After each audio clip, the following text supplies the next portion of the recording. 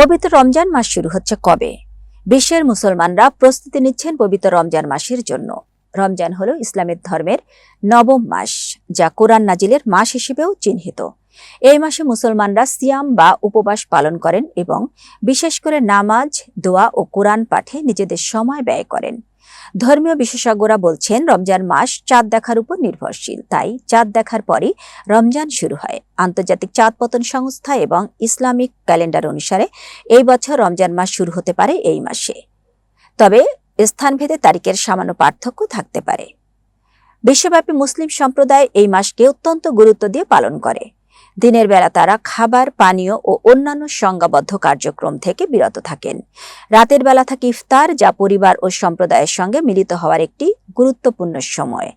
এছাড়া এই মাসে দান খয়রাত, দরিদ্রের সাহায্য ও আত্মশুদ্ধি করার প্রতি বিশেষ গুরুত্ব দেওয়া হয়।